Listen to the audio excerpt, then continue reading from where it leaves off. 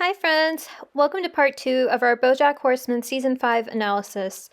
If you missed the first part, here it is. This one's already a bit long, so let's get started.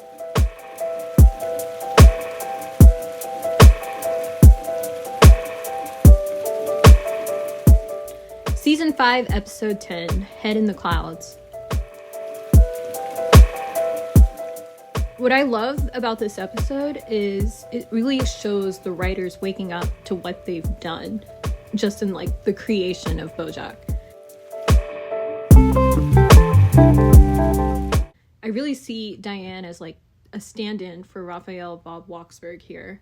And I had a moment where I wondered if writers always do that.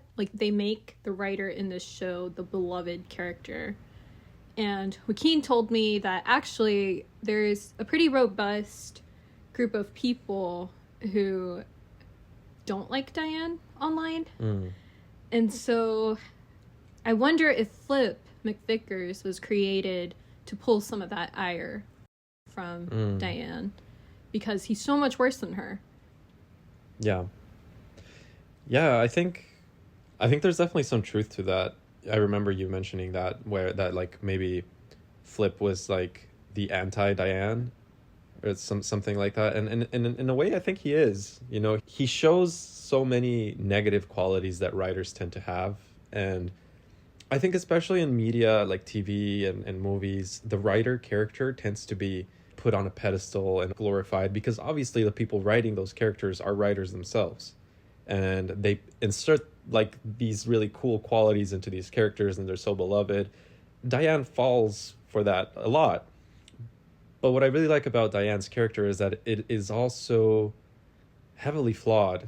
She has some very strong flaws in every single character in the show, which is a reason why it's so great and why it's so well written. There's a scene where Diane has a little bit of a realization, if I remember correctly, where she basically says maybe there's an issue with what we're doing with Filbert, because writing characters like Filbert is not necessarily glorifying those characters, because we're writing these flawed characters on purpose, but perhaps it's normalizing them.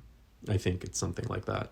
And when I saw that, I just immediately thought that's the writers of the show having that realization about Bojack. And you can maybe argue that those thoughts and ideas were already in their mind before, but it was never really explicitly said until this episode, really. And I think it's such a strong and important thing to be a writer and be able to acknowledge that maybe what you're writing isn't ethical. And it comes into a lot of dilemmas, because the bigger your creation gets, right? The bigger your content, your book, your movie gets, the wider audience, the more responsibility you have, right? Because you can obviously lead a bunch of people to believe something without even realizing it. Yeah, and I definitely think we as a society don't examine that enough, the power of written word, and absolutely how devastating it can be on a societal level. This show really pushes critical thinking from its audience, and that's just one of the great things it does. Yeah. So Diane's and Princess Carolyn's dialogues, I think, are some of the best in this show. Especially by this point of the show, by season 5 especially. You have a cast of 5 main characters, right? You have Todd, Mr. Peanut Butter, Princess Carolyn, Diane, and Bojack. Bojack is the main character, and you have his supporting cast of main characters that are those other 4. If you really think about who these people are, you have 2 silly characters, Mr. Peanut Butter and Todd, and 2 serious characters, Princess Carolyn and Diane. Princess Carolyn and Diane are always gonna be having these really strong lines.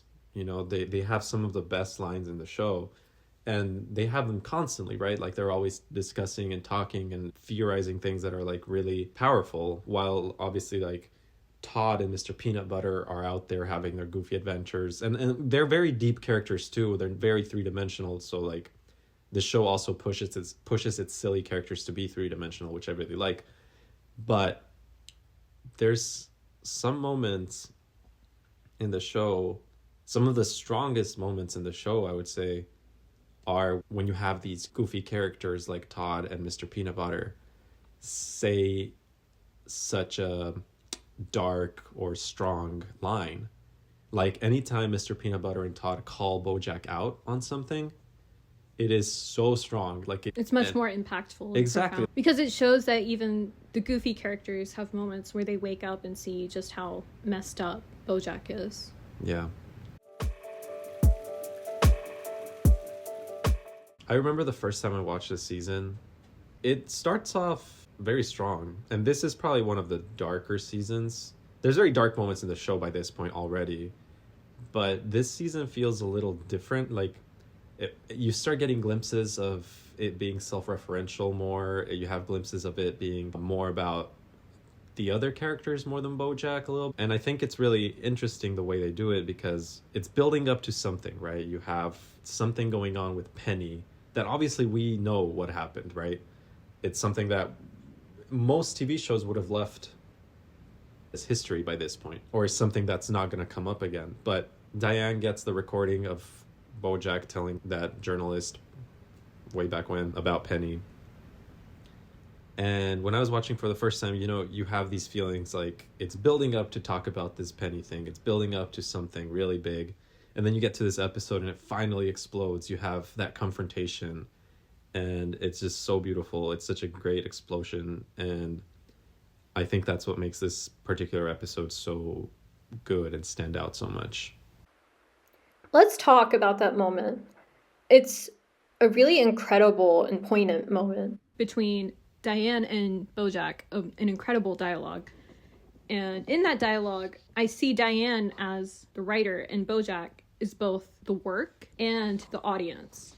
They did this really cool thing where they managed to make him both, which is great because it allows for plot progression at the same time as getting this message across.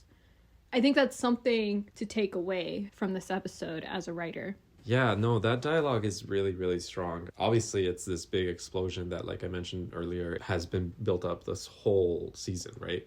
And you could even argue that since the Penny incident, it's been building up to this. And I don't know, like there's so many great details that as an animated show, they managed to capture so well. You know, camera work, movement, these things that, you know, it really isn't camera work because obviously it's not being filmed, it's being animated. But I think the way they managed to do it is really cool. And there's this beautiful, subtle thing that happens during the dialogue where they're having the discussion right outside of the venue, right? And so you kind of faintly in the background hear people clapping or talking, just, you know, they're at these dinner tables for the premiere of the show, right? And you hear all this sound in the background faintly while they're having their discussion. But at the moment when Diane says she's leaving, that she's done with everything, Bojack finally decides to tell her, right? This big thing, this huge thing about Penny. And when he starts talking about it, all that background noise disappears. It's completely silent. All you hear at this point is Bojack and Diane, or rather just Bojack talking to Diane, telling her this. And, you know, you could argue that's just like a small, minor detail, but I feel like those details are what makes great shows stand apart. And it's like the show makers, the writers, whatever, are literally telling the audience nothing else matters right now. This message is the only thing you should be paying attention to. Yeah. Nothing in the background, nothing at all. Just this. And like, pay attention. And also it gets darker as well until he takes the pills and it gets bright again. Yeah, they're so good at cinematic techniques, even though it's an animated show. Progressively as the conversation is going, the scene starts getting darker. Like, it's just, there's less light. And it's reflective of the conversation that the conversation is getting darker and darker. And then it gets to this point when Diane finally leaves and Bojack is standing there on his own, reaches into his pocket, pulls out his drugs, swallows them, and everything gets bright again. It's like all that darkness goes away in his life.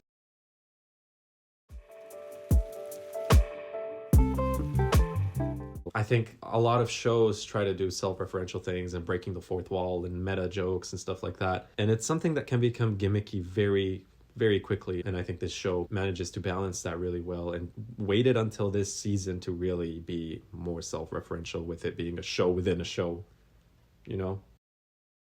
I think it's important to save those sort of techniques for important moments, because otherwise those moments don't have as big of an impact. Yeah. So it's important to save it for moments that would make a bigger difference and deserve to be explicit, because otherwise themes can also come across as preachy, and you don't want that either. You know, you don't want to go too far in that direction. Mm-hmm.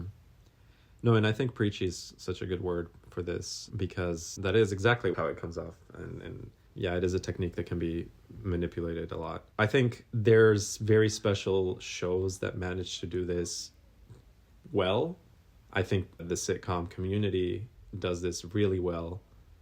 And if every sitcom did this, it would fail. Like, not everyone can be Community. Not everyone can be Bojack. It is something that takes a lot of time to master, and I think it's just fantastically performed in this show. Something else I want to celebrate about this episode is how they add these new slapstick humor guys. So you have like Todd and Peanut Butter, who generally serve that role for this show. But here you have these new guys. They're popsicle stick joke writers, because the audience has stopped seeing Todd and Peanut Butter that way. They've had too many profound moments up to this point, and they needed to balance the seriousness of this episode with humor, because the serious part was so serious that they needed goofiness that equaled the seriousness. So it needed to be more than our usual goofy characters, who've actually had a lot of serious episodes building up to this one. I also just love the setup versus punchline discussion in general. This show is playing with contrasts this whole episode so well. And like, I think your mention of the characters, the goofy slapstick characters, is a really good like example of just having such a serious episode have one of the most ridiculous characters we've had so far in the show as well.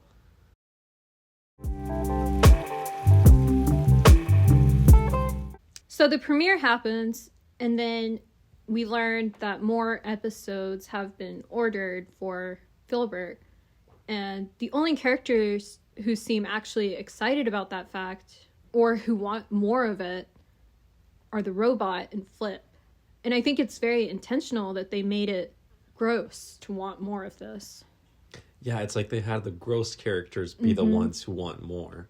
And yeah, because they have these gross, like the grossest characters in this season, arguably. The robot and Flip ask for it and be excited by getting more of this show. Yeah, and maybe this is us pulling strings again, but I think like we're not. No, I think that's very intentional. Right, it's like definitely. It feels very intentional, at least. I consider it intentional because it's such a dig at like the industry, right? Like people just wanting more and more content, even though like you're killing things basically, or completely destroying, legacies or whatever. So it is really, it's a very powerful contrast again.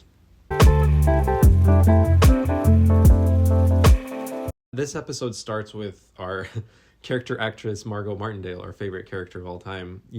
We haven't heard from her since the boat incident when she's lost at sea. But now we finally know she's at a nun island. A nunnery. A nunnery island and convent. That's the word. Yeah. She's at a convent in an island, and like she's been in shock. She doesn't speak anymore. And what pulls her back into reality is seeing the huge Bojack balloon in the sky. That's a silly little thing to us, but then the episode starts and we forget about this little detail, right? Because it's very normal in sitcoms to start with something completely off the rails and then proceed to the actual episode. But this episode ends with Bojack. First of all, we see how the balloon is where it comes from. It comes from this premiere party, and it ends up flying away. But the episode also ends with Bojack climbing these stairs in his imagination, or it kind of looks like he's ascending into heaven or something celestial. And he finds himself staring at this balloon of himself. And it's such a powerful moment. Like, you're finally looking at yourself for what you are. And you're like this balloon, you're fake. And the way you reveal yourself to others is not who you really are. And I think there's a lot more to be said about the balloon and a lot more dissecting one could do. But regardless of how you look at it, I think is a powerful, very powerful scene. So at the end of this episode, we see Diane do something bad, which is a huge deal if she's a stand-in for the show or the show writers. And that's where we'll pick up next time when we discuss episode 11. Thanks so much for watching. Be sure to like and subscribe, and we'll see you next month for part 3.